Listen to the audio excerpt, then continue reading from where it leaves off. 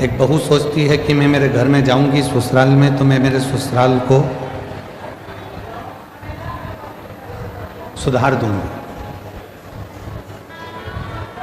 सास सोचती है कि मेरी बहू कैसी भी आएगी मैं उसको सुधार दूंगी।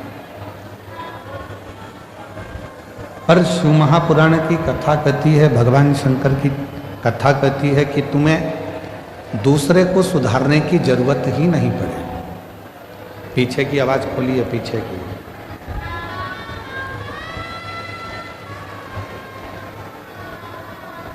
शिव महापुराण की कथा कहती है कि आपको दूसरे को सुधारने की जरूरत ही नहीं पड़े। जरूरत है हमें अपने आप को सुधारने की। जरूरत है हमें अपने आप को सुधारने की।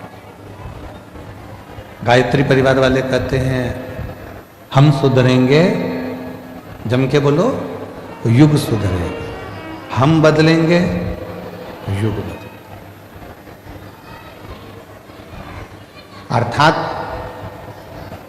गायत्री परिवार में कहा जाता है कि हम सुधरेंगे, युग सुधरेगा, मतलब हमको सुधारना स्वयं को जरूरी है।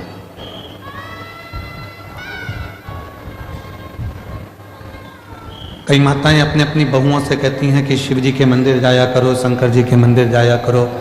कोई बेटे से कहती हैं बेटा मंदिर जाया करो। कोई पति से कहती हैं कि आप मंदिर जाया करो।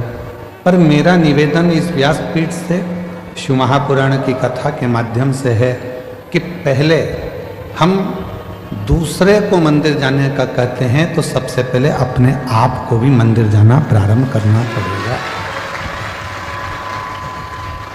और जिस दिन हमने स्वयं मंदिर जाना प्रारंभ कर दिया, हमने जिस दिन स्वयं मंदिर में एक लोटा जल चढ़ाना शिव जी को प्रारंभ कर दिया, उस दिन धीरे धीरे धीरे धीरे हमारे घर के बच्चे, हमारे घर की बहुएं, हमारे घर के बेटे अपने आप उसी पथ पर चलने लगे।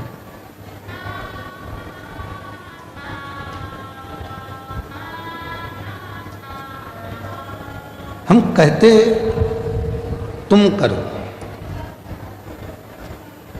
बेटा तू मंदिर जा, बहू तू मंदिर जा, पर हम स्वयं ना जा पाए तो वो श्रेष्ठ नहीं है। हमें खुद को जाना पड़ेगा, हमको स्वयं को पहुंचना पड़ेगा। और तेरे मंदिर में आना मेरा काम है, मेरी बिगड़ी बनाना तेरा काम है।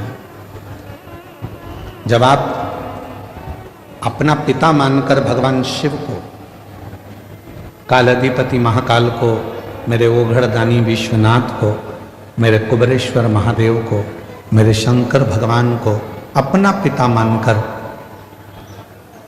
उसके करीब में जाकर बैठोगे तो निश्चित है वो आपके मन की बात को सुनेगा। किसी ने कहा कि भगवान की क्या पत्थर की मूर्ति भी व्यक्ति की बातों को सुनती है?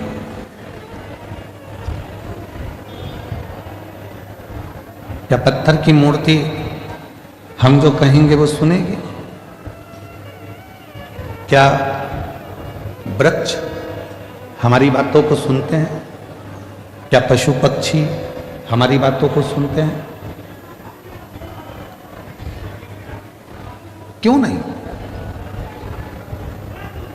एक घर की स्त्री, घर की नारी जब तुलसी जी में जल चढ़ाती है और प्रसन्न चित्त होकर जल चढ़ाती है तो तुलसी के पत्ते भी प्रसन्नता का भाव दर्शाते हैं।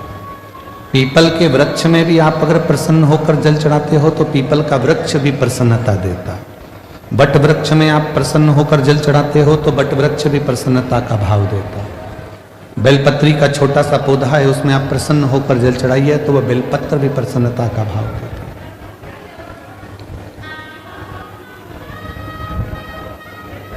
एक जीव, एक जंतु, पशु, पक्षी, वायुचर, जलचर, थलचर जितने भी हैं, चाहे वो मनुष्य हो, चाहे संसार के जितने भी जीव हों, वो सब यदि आप प्रसन्नता देते हो तो वो भी आपको प्रसन्नता जरूर प्रदान करते हैं।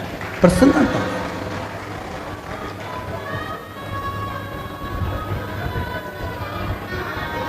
शिव महापुराण की कथा तो पहले भी एक बार कहा था, यदि किसी की तबीयत खराब है तो उससे दिन में कम से कम 2 बार मिलो। कितनी बार मिलो? जम के बोलो। घर में अगर किसी की तबीयत खराब है, परिवार में किसी की तबीयत खराब है, कुटुंब में किसी की तबीयत खराब है, कोई रिश्तेदार की तबीयत खराब है, तो कम से कम दिन में 2 बार मिलो। क्यों मिलो? तुम्हारे जाकर खड़े होने से, मिलने से उसके परिवार में और उसको हिम्मत आ जाती है उस बीमारी से लड़ने की।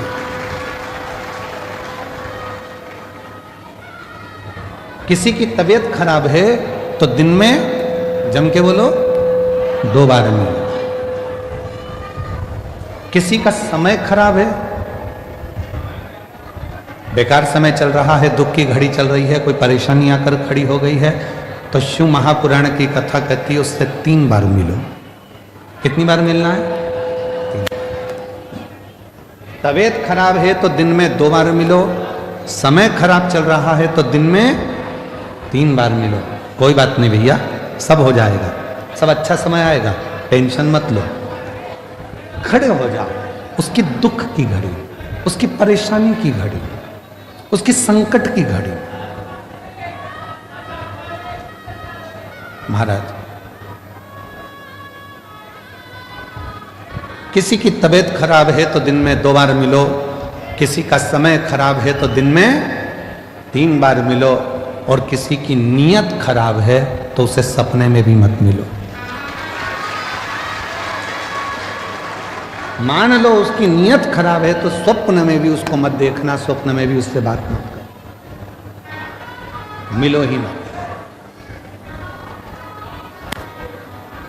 स्वास्थ्य खराब है, थोड़ा देर जाके मिल लो। आप लोगों से निवेदन है, आपके घर में बुजुर्ग माँ बाप रहते हैं, बूढ़े बूढ़े व्यक्ति रहते हैं, बेटों को फुर्सत नहीं है काम धंधे से, बहुओं को फुर्सत नहीं है अपने रसोई घर से और कार्य से, पर थोड़ा सा समय निकालकर 2 बार कम से कम अपने बुजुर्ग माँ बाप से बात करा कर। माँ कैसी हो, पापा कैसे हो, भाई कैसे हो, बहन कैसी हो, 2 बार। समय खराब चल रहा है, दुख की घड़ी है, परेशानी की घड़ी है, कष्ट की घड़ी है, कोई समस्या बहुत ज़्यादा पड़ी हुई है, कोई बहुत दुख की घड़ी में, समस्याओं की घड़ी में लोग घिरे पड़े हुए हैं, कोई समस्याओं की घड़ी में लोग घिरे हुए हैं, तो उस समय पर, उस घड़ी में, उस पल में, उस समय में, उस समस्या की घड़ी में कम से कम उसको 3 बार जाकर मिलना चाहिए। 3।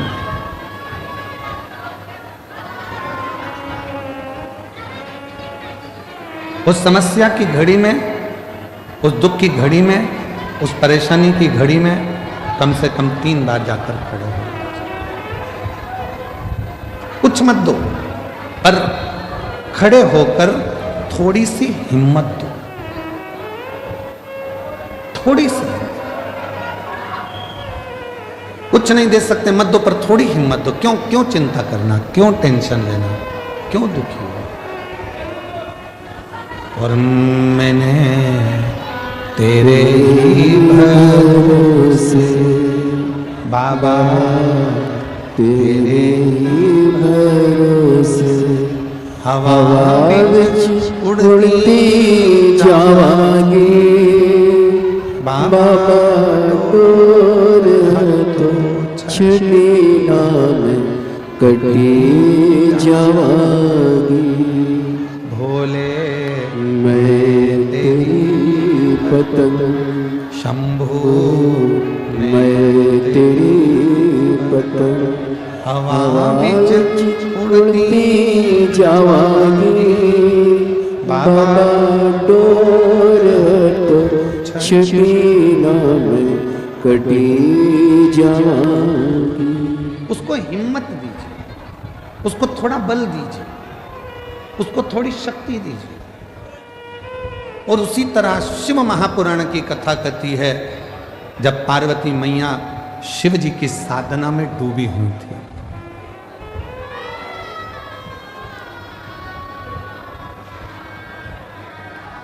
जब भगवान शंकर की साधना में पार्वती मैया डूबी हुई, तब करते करते करते करते बहुत वर्ष निकल गए, तो भी शिव प्रकट नहीं हुए।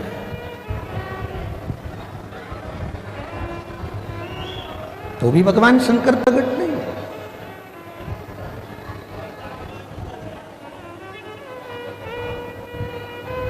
शिव प्रकट नहीं हुए।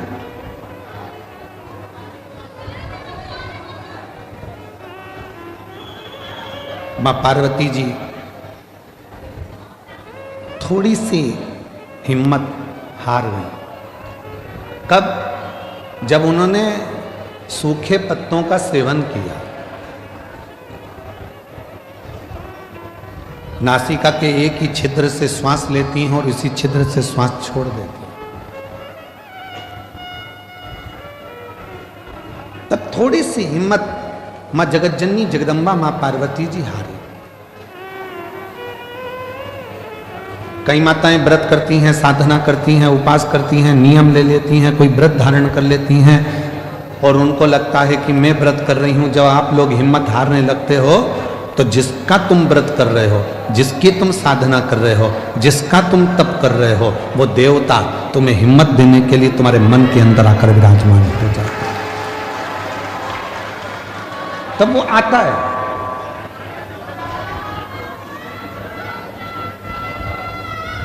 पार्वती मैया जब हिम्मत हारी तो भगवान देवादिदेव महादेव मां जगतजननी जगदम्बा पार्वती के सामने प्रकट।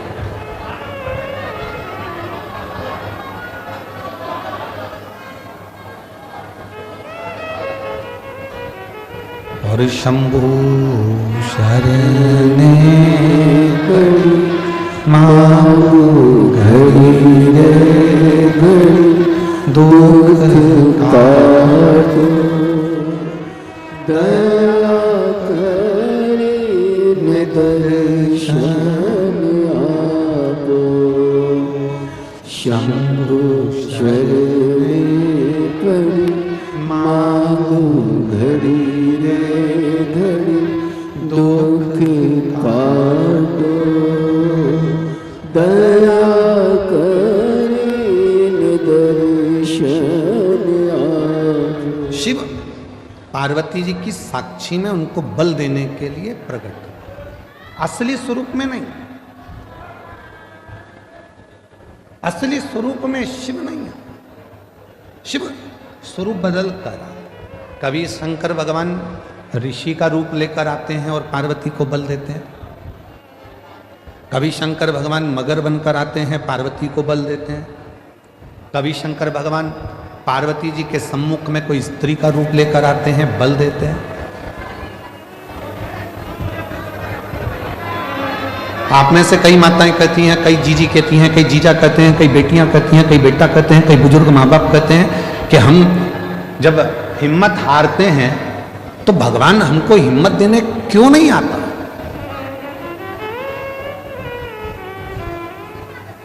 भगवान को हिम्मत देने क्यों नहीं आता? शिव महापुराण की कथा कहती है, जब आप हिम्मत हारते हो, परिवार के भले ना आए, पर तुमने जो एक लोटा जल चढ़ाया है वो शंकर तुम्हारे सामने खड़े होकर रूप बदलकर, किसी रिश्तेदार का स्वरूप धरकर, किसी परिचित का स्वरूप धरकर, कोई अपनों का रूप रखकर, कोई परिचित का रूप रखकर, कोई रिश्तेदार का रूप रखकर मेरा देव अधिदेव महादेव आकर हिम्मत जरूर देता है और तुमको जिंदगी जीने का एक तरीका सिखाता है।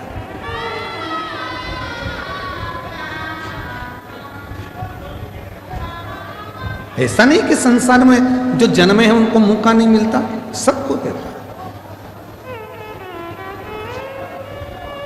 एक पशु है, मेरा देवाधिदेव महादेव उसको भी आगे बढ़ने का मौका देता है। एक पक्षी है, मेरा महादेव उसको भी आगे बढ़ने का मौका देता है। एक जीव जंतु है, मेरा महादेव उसको भी आगे बढ़ने का मौका देता है। और एक सांसारिक मनुष्य है, उसको भी आगे बढ़ने का मौका मेरा देवाधिदेव महादेव देता है। ऐसा नहीं है कि मेरे शिव जी मौका नहीं देते।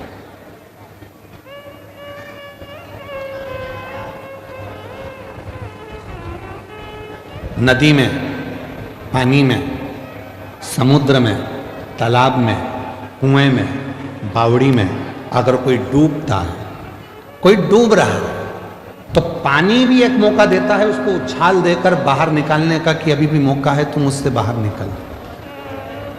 पानी भी मौका देता है।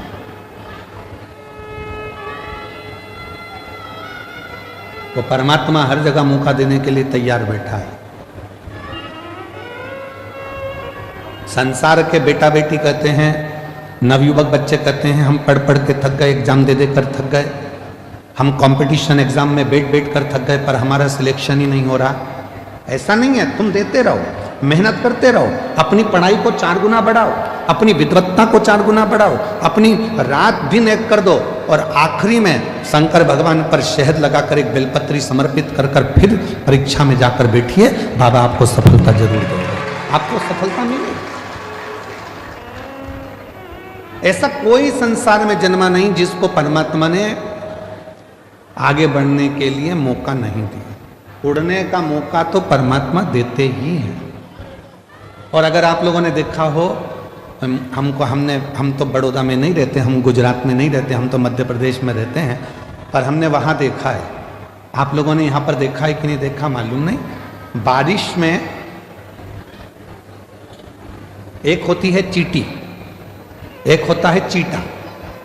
बोलो बोलो, देखा है कि नहीं देखा?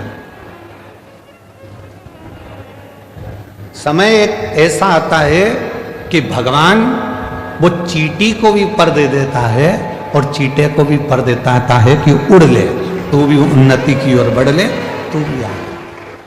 आप जरा विचार करिएगा कि वो परमात्मा जब चींटी को पर दे सकता है, वो परमात्मा जब चीटे को पर दे सकता है, पर उस चीटे और चींटी में भी कोई कोई चींटी चीटे ऐसे रहते हैं, पर मिलने के बाद भी वो उड़ते ही नहीं हैं, वो आगे बढ़ते ही नहीं हैं।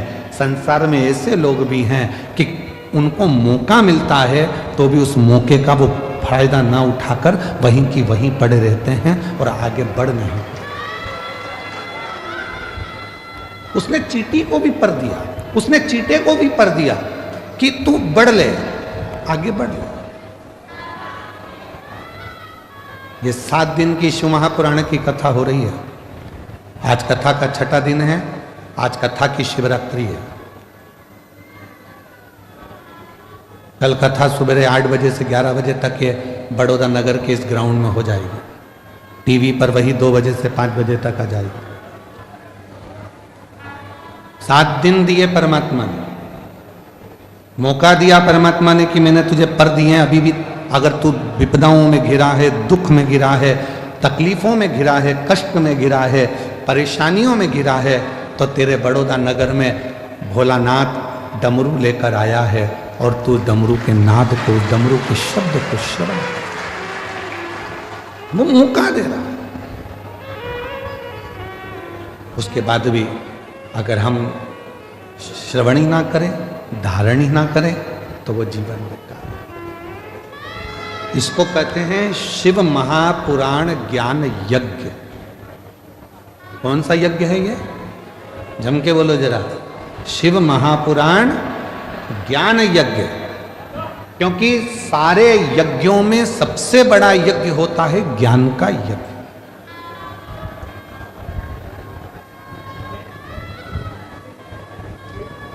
भजन संध्या कराई, रात को खूब नाचे कूदे, एंजॉय करा, पूरे होर्डिंग लगाए गए बड़े बड़े, भजन संध्या है, भजन संध्या है, भजन संध्या। चौकी बिठाई, आज चौकी है, आज भजन संध्या है, पूरी रात लोगों ने एंजॉय करा। ठीक है, भजनों में नाचे आप, ठीक है, पर ज्ञान क्या लिया? ज्ञान क्या प्राप्त किया? बड़े बड़े यज्ञ हुए, उसमें आहुतियां छूटी, बैठने वाले बैठे, खर्च करने वालों ने खर्च भी किया, बहुत बड़े बड़े बड़े यज्ञ हुए, पर उससे हमने ज्ञान क्या लिया?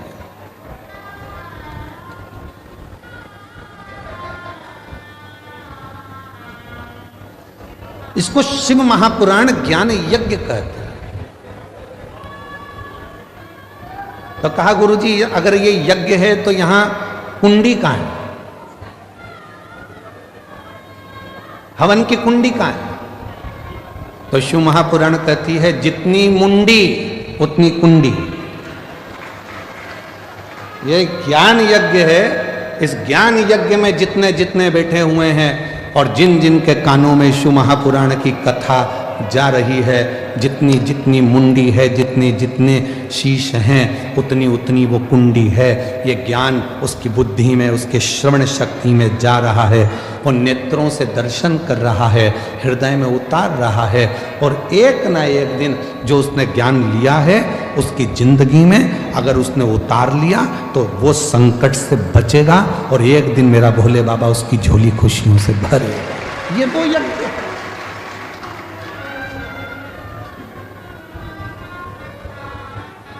यहां व्यक्ति स्वयं आत्मा से परमात्मा को मिलाने का प्रयास कर रहा है, मन को परमात्मा से लगा रहा है।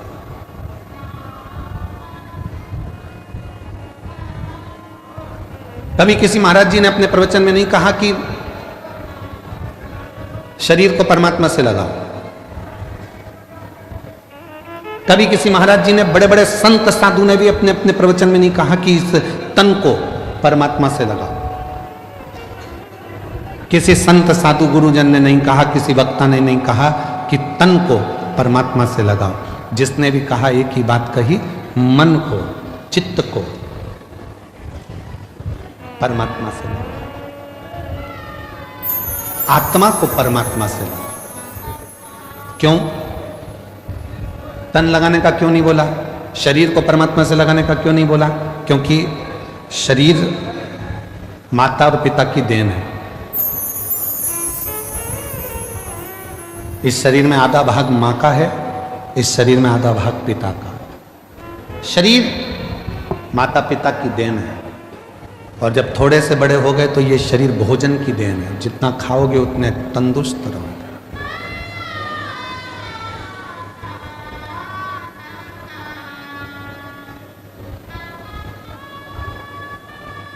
घर, जमीन, जायदाद, पैसा, धेला, शरीर, ये सब दूसरों की देन है, दूसरों। पर उस देव अधिदेव महादेव मेरे शंकर भगवान की देन क्या है? शिव जी ने आपको क्या देकर भेजा था? तो कहा शंकर भगवान ने हमको ये आत्मा, ये मन, ये चित्त देकर भेजा। इसीलिए बड़े बड़े वक्ता हो, चाहे छोटे छोटे कथा वक्ता हो, चाहे कोई संत हो, साधु हो, सन्यासी हो, तपस्वी हो, साधक हो, वो आपसे कहते हैं अपनी आत्मा को परमात्मा में लगाओ, मन को परमात्मा में लगाओ, तन को नहीं, शरीर को नहीं, मन लगाने की बात करते हैं। क्यों?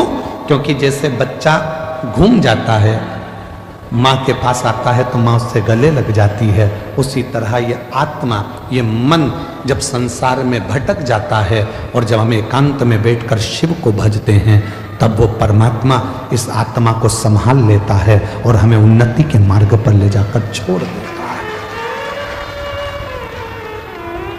हम मन नहीं लगा पा रहे।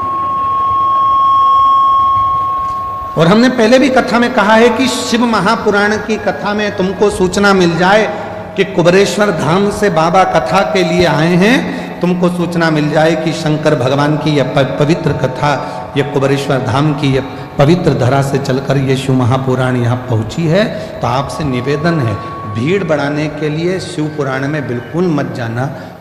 तुम्हारी भीड़ बढ़ाने से तकलीफ हमको भी होती है।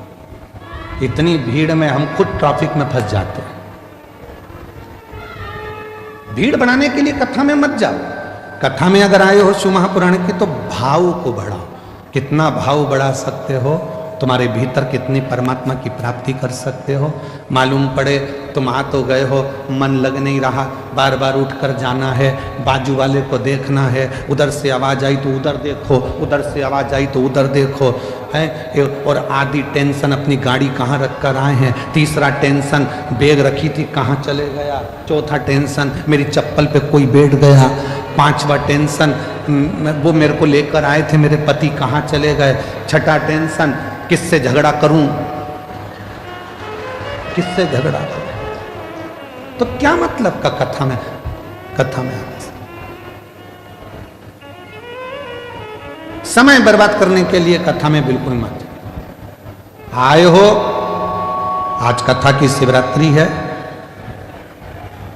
ये 2 दिन, एक छठा दिन, एक कथा का 7वां दिन, ये दोनों दिन इतने प्रबल होते हैं कि जो पंडाल में बैठकर बाबा से कहा जाता है, सुना जाता है, वो सब शिव 3 महीने के अंदर देते जरूर है।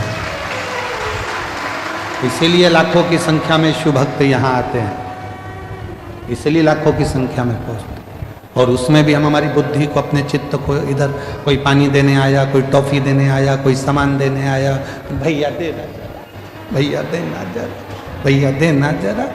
मांगना था उस भोलेनाथ से और मांगने में रहेगा दूसरे से। मालूम पड़ा करोड़ों का धन छोड़कर 2 रुपए लेकर साथ चले गए, तो क्या मतलब? छोड़ो।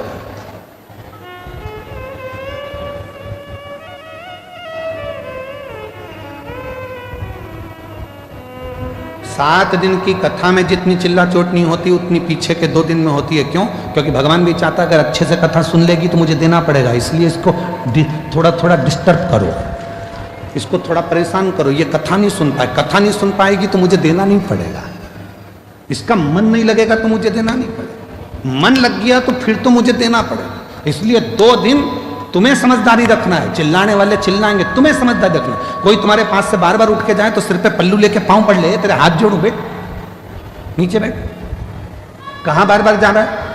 तुझमें नारद घुस गया क्या? नारद भरा गया क्या? बार बार जा रहा है, फिर आ रहा है, फिर जा रहा है, फिर आ रहा है, बैठ जा।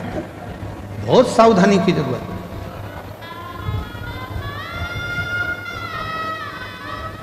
पता नहीं वो तो माघ के महीने में बड़ौदा वालों पर भगवान शंकर की क्या कृपा होना है, इसलिए यीशु महापुराण की कथा हो गई, वो पता नहीं, पर हो गई है, प्राप्त हो रही है, उसको ग्रहण कर लो। जितना ले सकते हो ले लो, जितना बटोर सकते हो बटोर लो। पूरे कथा के बीच में बाबा से अपने मन की बात का स्मरण करते रहो, बीच बीच में उसको याद करते हुए तुम्हारे चित्त को, आनंद को उस परमात्मा से जोड़ते रहो। लगना चाहिए कि तुम्हारी रोमावली, हाथ की पाँव की रोमावली तुम्हारी खड़ी हो रही है और परमात्मा तुमको मिल रहा। वो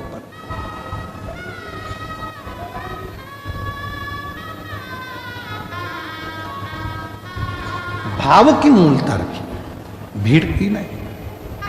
पार्वती मैया तप में लगी हैं, जहां पर वो थोड़ी सी भी डाउन होती हैं, थोड़ी सी उनको लगता है कि शिव नहीं मिलेंगे क्या, शंकर नहीं मिलेंगे क्या, तब भोले बाबा किसी ना किसी का रूप रख कर आकर उनको समझा जाते।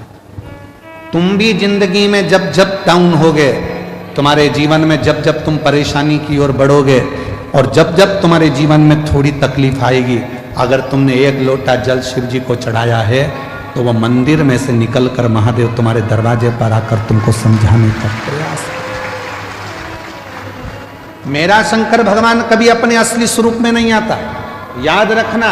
मेरा भोले बाबा कभी तुम्हारे सामने गले में सांपों की माला लेकर, डमरू लेकर, भस्म लगाकर, जटा बांधकर, रुद्राक्ष की माला पहनकर, त्रिपुंड लगाकर, ऐसे मेरे शंकर भगवान बागंबर धारण कर कर कभी नहीं आते, आते ही नहीं है। उन्होंने पार्वती जी को तुरंत माता जगत जननी जगदम्बा पार्वती जी को वचन दिए। 2 वचन माता पार्वती जी को शंकर भगवान ने दिए थे। पहला वचन दिया था कि मेरी परिक्रमा पूरी नहीं होगी, यह पार्वती को वचन दिया। इसलिए कभी भी शंकर भगवान की परिक्रमा पूरी नहीं होती।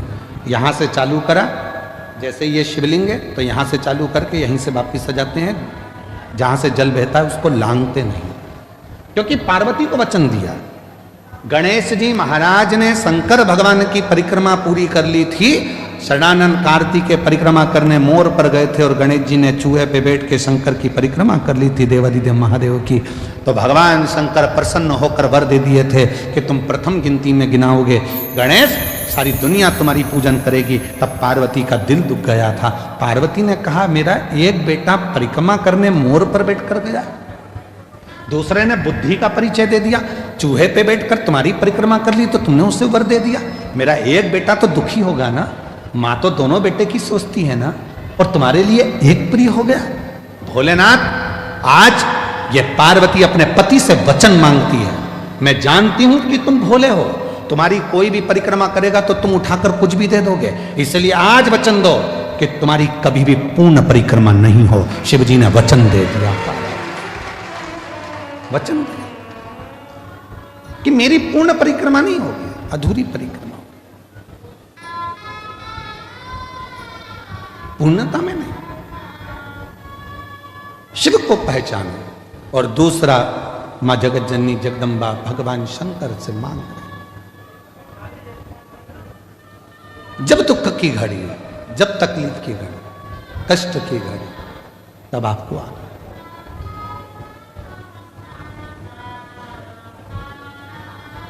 इस रूप में नहीं। क्यों? इस रूप में दिक्कत क्या है? गले में सांप पड़ा है, नीचे बाघंबर है, रुद्राक्ष की माला है, त्रिपुंड है, कंठ नीला है, भस्म चढ़ी है। इस रूप में क्यों नहीं? पार्वती जी ने कहा मैं तुम्हें बताऊंगी, समय आने दो। समय आया,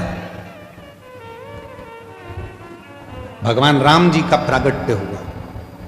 शंकर भगवान दर्शन करने के लिए गए तो कौशल्या मैया ने शंकर भगवान को राम जी का दर्शन नहीं किया। फिर द्वापर आया, भगवान कृष्ण का प्रागट्य हुआ। भगवान शंकर फिर दर्शन करने के लिए गए तो यशोदा मैया ने लाला का दर्शन नहीं किया। वो आप लोग एक लाइन गुनगुनाते, श्री कृष्ण के दर्शन करने चले सदा शिव गोकुल में, गली गली में शोर मचावे चले सदा शिव गोकुल में। यशोदा जी ने दर्शन कराया था भगवान को? नहीं। बाबा तुम्हारे गले में सर्प है, मेरा बच्चा डर जाएगा। बाबा तुम्हारा वेश बड़ा विचित्र है, इसको देखकर मेरा बच्चा डर जाएगा। ना राम जी का दर्शन कौशल्या जी कराती हैं, ना कृष्ण भगवान का दर्शन यशोदा जी कराती हैं। तो माता पार्वती जी ने वचन मांग लिया कि आज के बाद तुम्हारा भक्त अगर तुमको बुलाए तो इस रूप में मत जाना, कोई रूप बदलकर, उसी के परिवार का रूप रखकर, उसी के कुटुंब का रूप रखकर, उसी का अपना कोई रूप रखकर तुम चले जाना। क्यों? तुम्हारा ये स्वरूप अगर कोई देखेगा तो वो आपको कलिकाल में, कलयुग में, अगर बड़ौदा की गली में तुम जिस बंगले में रहते हो और बंगले के बाहर आकर शंकर भगवान बेल बजाएं और बेल बजा के और अच्छा बढ़िया जोर काट, माता दरवाजा खोल, इतने में तो माता कुत्ते को छू कर दे। बोलो बोलो, सही है कि गलत है? बड़ी बड़ी वीआईपी कॉलोनी में आप लोग रहते हो, बड़ी वीआईपी गाड़ी में आप लोग घूमते हो, जरा विचार करिए। चौराहे पर अगर कोई मांगने वाला आ जाए ना तो तुम्हारी गाड़ी का कांच तुरंत चढ़ा लेते हो ऊपर, वो थपथपा रही है। अब जरा विचार करिए, कितनी विचारणीय बातें हैं। तुमने गाड़ी का कांच चढ़ा लिया और तुमने क्या कहा, मैं जब जब यहां से निकलती हूं ना, ये रोज भिखारियों ने ऐसे ही मांगने आते हैं। तुम तो इंसान थे जो तुमने गाड़ी का कांच चढ़ा लिया और रोज रोज मंदिर में जाकर भगवान भगवान, एक आध दिन भगवान कांच चढ़ा लिया तो तुम इंसान थे। उसने चढ़ाया तो फिर अभी छत्तीसगढ़ में एक कोई मंत्री, अब तो नहीं है वो मंत्री, पर उन्होंने बहुत बड़ी बात कह दी थी, उस पर हमारी बात पे कटाक्ष भी हुआ। उन्होंने कहा भगवान को भोग लगा, भगवान को तो राजसी ठाट मिलता है, भगवान के तो कपड़े बदले जाते हैं, भगवान को चांदी की थाली में भोजन मिलता है, भगवान तो भगवान है, खड़े रहते हैं। तो हमने उससे कहा कि एक काम करो, हम भगवान को हटा देते हैं, तुम खड़े हो जाओ, तुम खड़े। बहुत कठिन है महाराज। ये प्रसंग भी एक बार आया है।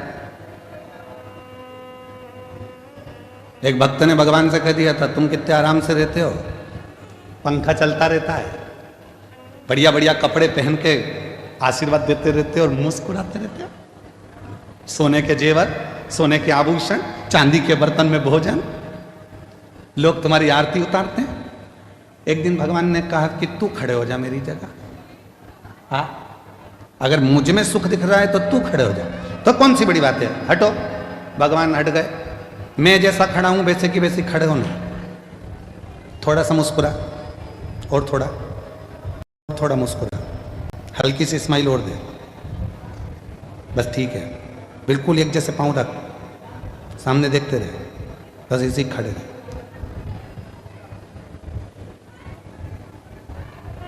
अब इतने में से नीचे से चींटा चढ़ गया, चींटा।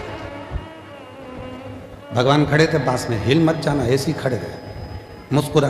अरे काय का मुस्कुराऊं, काट रहा है। भगवान बोले हम भी तो मुस्कुराते, मुस्कुरा। फिर एक आई, भगवान मेरी बहू को छोड़ा दे देना। ये पीछे से बोला इतनी बेकार है, इसको तो कुछ मत देना।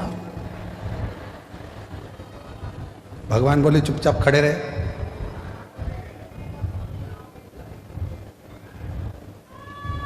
सवेरे की आरती हुई, पंडित जी ताला लगा के चले गए। ये बोला हट जाऊं, भगवान बोले काहे को, मैं हटा था, मुस्कुरा। तो क्या अब तो कोई देख ही नहीं रहा, तो मुस्कुराऊं काहे को, मुस्कुरा, मुस्कुरा। शाम को पंडित जी आए, उन्होंने फिर आरती मारती करी, चांदी की थाली में भोजन ला के दिखाया। भूख लग रही है, भगवान बोले मैं खाता था, बस देखता था, देख ले, खाने को नहीं मिलेगा, मुस्कुरा। 2 दिन में चक्कर खा के नीचे गिर गया, भगवान के चरण पकड़कर बोला मैं इंसान इंसान ही रह सकता हूं, तू भगवान भगवान ही रह सकता। मेरे बस की बात नहीं है दुनिया के दुखड़े सुनना, ये मेरे बस की बात नहीं है। मैं मेरे बउओं के दुखड़े सुन लूं, परिवार के दुखड़े सुन लूं, वही काफी है। तेरे पास तो दुनिया के इतने लोग आते हैं, दुखड़ा रोते हैं, और तू कितनी कृपा करता है तो भी मुस्कुराता रहता है। भगवान कहते हैं मैंने दुनिया में सबको मुस्कुराहट दी है, केवल प्रसन्न रहकर दुख कटता रहता है, दुख कटता। और शिवजी ने पार्वती जी को भी यह प्रसंग सुनाया। एक बार तुमरुका जी आए और तुमरुका जी ने आकर कहा कि ब्रह्मा जी को सृष्टि की रचना का भार आपने दिया। शंकर जी बोले सृष्टि की रचना ब्रह्मा जी कर रहे हैं, हाँ, तो सृष्टि में ज्ञान कौन देगा? सब कुछ ब्रह्मा जी अगर रच देंगे तो। शंकर भगवान बोले सृष्टि में जिन जिन को मैंने जन्म दिया वो सब ज्ञान देंगे, वो सब ज्ञान देने वाले। ज्ञान तो हर एक जीव से मिल जाता है, बस लेने वाला चाहिए, केवल लेने वाला चाहिए। ज्ञान तो कभी भी प्राप्त होता है। एक पति पत्नी रात को सो रहे थे और रात को सोते सोते सोते सोते इतने में पत्नी रात को 1:30 बजे उठ गई और 1:30 बजे उठकर उसने पति को हिलाकर बोला पति से, सुनो जी